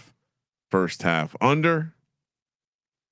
Colby, like we were mentioning earlier, Furman brought us some money when they beat UVA a couple years back. Well, they brought us some money when you took them to win the SoCon, like old Pick Dundee did just a couple days ago. Bob Ritchie, the magic of really the good coach, really good coach, does a great job, and they kind of grew up right before our very eyes. And if you haven't caught Alex Wilkins, he's a damn good player for Furman. The thing I want to take Furman because I think UConn's a little overrated, but they are coming off an ass whooping. Yeah, and that nugget of teams coming off 20-point losses, 28-14-1 ATS. And to your point, Colby, the Paladins have size. All 5 starters 6'4" or taller. They have bigs, both 6'11". They also have a guy named Bowser. Yes, which tough to go against a guy named Bowser. I'll be honest, the size is 2 guys named Bowser. By the way, size worries me because I would imagine in most of their games they have a decided advantage there. Yeah, and now they're playing in a game where they. Usually they can bully people with their size. Maybe not a great matchup on that in that regard because they're big guys without finesse. I mean, I would say Hurley 17-3 ATS in the tourney. Like to me, it's just an auto click on this guy in the tournament. And he's also to Colby's point. There's like a reason why they might have a little edge. Yeah, they're not going to be asleep at the wheel. So and Furman shoots the ball well. I would say if there was any reason where. If you could come up with an angle why UConn might be a little not focused, but we've seen them. I mean, the homeless situation in Portland. Yeah, but we've seen them. Well, it is a long trip. It is a long trip. I mean, it's pretty long for Furman too. But look, Bob Ritchie, this guy has never had a losing season as a head coach. The couple times they've come off losses this season, they've looked pretty locked in, and they have not lost by more than double digits this entire season. So there is going to be a boot firmly up UConn's ass. And I think they're going to come out just dominant. Yeah. I don't know. What's the matchup Furman has a chance in? I mean, they're obviously outnumbered, but I will say this, the thing Furman has going for them right now is they're playing the best ball of the season. Right. And I mean, how many times you hear that? You want to see them playing the best ball of the season down the stretch. And I think they can stay within the number because I just don't think UConn's as good as the metrics say this year. I've watched a lot of them. I still think UConn will win this game, but I think it's too many points for Bob Ritchie, a coach that, hey, he's never lost in the first round. He took down Tony Bennett in Virginia, right? And he's just a good basketball coach. I think he'll have a good game plan. He'll have his team ready. They can stay within that number, especially out there in Portland. Let's go. Give me the Paladins. Huskies win by 16. Is this one of those situations where you have to warn the audience that Colby, he mentioned the coach by full name multiple times? I just hit on the future with them too. You know, I mean, it's, give me UConn. Give me UConn. That's 2 red flags for Colby. Mentioning the coach by first and last name and mentioning a future play that he cashed in on. That's, you just got to know you got to handicap the handicapper. Furman keeps a really good program in the SoCon. SoCon historically does show. I did show my wife the handicapper parking t-shirt. Oh, she did not find it humorous. Really? I go get it's like handicap parking, but it's handicapper. I really like that. Our guys are handicappers. She's like, do we ever get that in the store? We got that in the store, right? I need to order one of those, right? It does. We get a couple sales every once. We need to get the. We'll promote that after the George Mason. You know how like the kids get like the parking for your name. We need to get a placard version of that. Okay. You can put in your office. Yeah, that is good. Handicapper parking. That is. I like that one. All right. We got one more 10-7 matchup. Missouri, Miami of Florida. We got 2 more. You're right. 2 more. Wait. Oh, I got BYU Texas. Yeah. Missouri is catching 2 points here in the nightcap, 7:10 p.m. on the West Coast in St. Louis. 147 is the total. 68.5 under for the first half. I think we're well, I know Sean has some investment on Miami making a little run. I got to be honest. I liked that bet a little bit more before the bracket came out, but I think this is a very. But their price went down, Ryan. It was 80-1 pre-flop. Now it's down to 50-1. That's crazy. So if anything, amazing CLV. Now again, this checks the box of Missouri's head coach having more experience and being a dog. That trend that we've mentioned earlier. Yeah. But also on the other side, Miami team coming off a 20-point loss, also gonna just have a boot up their ass. And I like this Miami team. Why do I like them? Because they're so good on the road. Them and Florida are the two best road teams in the tournament, and I can't help but think that's gonna matter when you're playing all these games on neutral sites here. I think they match up pretty well against Missouri. Miami checks not great from the free throw line. That is a red flag here for me, but the number is pretty short. 17th in the nation in offensive rebounding percentage. I have Miami going on a bit of a run here, and I think it starts obviously with them getting this win and cover. I can't have futures on Miami going on a run and not take them laying 2 points. You could. No, but I'm not playing both sides of the situation. Miami 8-2 ATS and 8-2 straight up on the road this season. The only team better was Florida. I mean, well, it is in St. Louis, right? It is. That's the only thing But it's the road environment. That's when they've thrived. True, but also I feel like Quanzo Martin has a dog at home. I'm not Quanzo Martin. Dennis Gates. Jeez. Quanzo Martin coached at Missouri. Don't leave a review right now. Don't leave a review right now. He's at Missouri State right now. Let me. I apologize on Colby's behalf. I'm trying to build this slide. Missouri is a good home dog. Colby's correct. But I'm with you. I think Miami gets there. I really think Lucas has done an unbelievable job. A little nervous that this will be an all Missouri crowd. But I think the Canes are just a better team this year. So we're taking the Canes. Yes. Let's go. In the chat, St. Louis is not a neutral. Yes. That's why I just announced their ATS record and road record, because this will be a road game for them on Miami. Kramer. Using the Colby Dant logic, there are, I don't know who the crowd will root for in this one. What? Well, obviously the home crowd. I understand that piece of it, but if you're like using your handicap, people in St. Louis that are like, hey, who will Purdue fans root for? Oh, sure, but I'm just saying, who the Queens fans root for? Good points. Right? Queens fans will not be there. Who are the Iowa State fans going to root? They're for? getting absorbed by either. They hate Missouri. Actually, Iowa State fans hate Missouri. Yeah, but my thing is the locals that'll be there will probably outdo local yokels. Yeah, you think so? Probably. They might like Miami. What are you gonna do in Missouri. They might like Miami. That flashy lifestyle down there in South Beach. What? Yeah, for the next one. I see what you're saying. So who you taking? You on the Canes or what? I'm with. Well, no, I have enjoyed. Give me the cocaine Canes, baby. I have. Yeah. You don't think they're gonna bring Michael Irvin out there, make him a St. Lunatic? Get some of that ecstasy that Nelly had when he got arrested at the casino. I don't think he comes out until that must be so funny. That was a great story. Second, weren't they giving him shit for no reason? Too? He got all the charges got dropped. It was a bullshit case. Sue him. He should sue that fucking casino. Yeah. They were claiming they owed him. He hit a jackpot at a slot machine, and they owed him a hand pay. And they're like, "Hey, we need to." Can you give us your ID? And then they ran a background check on him. They gave it to the police. The police said there was an outstanding traffic warrant. That's fucked up. Yes. How do you not do a background check and say, "Holy shit, this is Nelly"? Also, he's in a casino in St. Louis. You didn't listen to Nelly growing up? Guy running the plates. Obviously they were going out of the right. Yes. All right, so that's like kicking Vanilla Ice out of a casino in Miami, Sean. Yeah. Shout out to Vanilla Ice. Speaking of cocaine. Good Hollywood tale about Vanilla Ice. When Suge Knight almost dropped him off I got you. Okay. I was going to say, the story of Suge Knight almost dropping him off a balcony. Kramer, what are you doing? I'm in Miami. As much as I've had fun betting Missouri from time to time this year, I like this Miami team. I'm with you. I have the Final Four investment. I'm not going to jump off here. A little bit, I'd say a little nervous though. I don't feel 10 out of 10 on this one. So hopefully Miami can get it done. Definitely don't.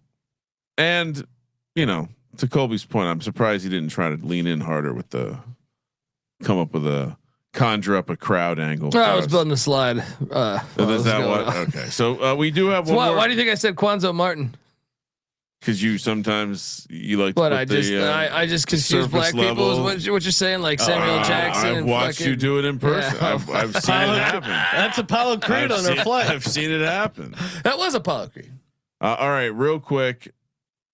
We have a number for. I got it here. It's BYU's land 1.5. Yeah. The over under at 159.5 as they are taking on the Texas Longhorns in Portland, Oregon.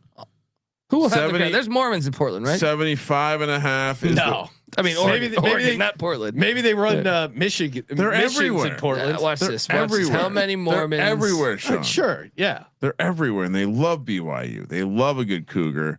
75.5 is the 5% of the state. 4 to 5% of the state. Well, we went over this, right? Like, does the state offer good protections a la get off my lawn? If yes, Mormons will be there. They were Portland. You can literally camp on some guys. Yeah, exactly. So I don't think you can do. Look at these Mormon temples. There's a bunch of them. You can do fentanyl and camp wherever you want. I'll be honest. They have bigger fish to fry than dudes trying to strap down a couple wives. They do have bigger fish to fry. Like, hey, remember that movie theater that was playing Kindergarten Cop, and the people rose up against it because it showed the police in a positive light. You fucking losers. Yeah, I mean, that was Portland. That was Portland.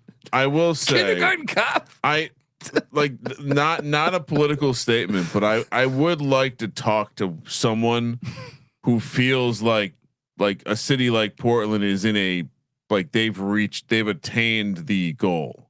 Like, explain to me how this becomes the goal. I same with parts of San Francisco. I really would like to understand that. Anyway, Mormons in Oregon, 5%, as Colby said. We all were chomping at the bit to fade BYU when it's a little scary now that it's this Texas team who, my God, they tried to lose that game. Now I feel like I love BYU. Yeah, I know. Colby, what are you doing? I'm sticking with my pick. What's that? I like the fact they got the game out the way. Yeah, probably helps. It always happens. We know one of these teams is going to win. Give me Texas. I hate Texas too, but hook them. BYU's look like trash down the stretch. They're too injured, so hook them. They've really fallen apart. I'll take Texas. This is it's Colby's out and he's proud about it. Oh man. Yeah. I mean, just look at BYU. It's pretty gross. End of the second. I mean, but BYU did beat Texas Tech. Yeah. West Virginia, I guess, in the conference game. BYU currently getting 80% of the tickets and the action.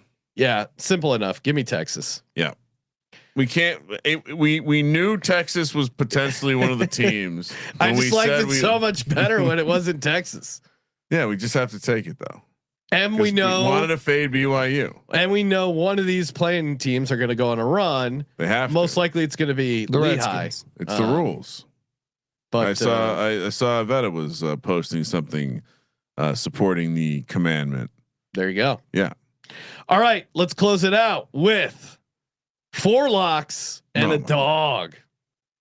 Interesting slate of games because I felt like I liked a ton of or I like the stuff later on in the day, but I don't want to go too heavy. Colby, what do you got? Let's lock up the Iowa Hawkeyes. Yes. Yes, sir. Big number. Oh no, Iowa, not Iowa State. My apologies. Apologize. Yes. I will lock up.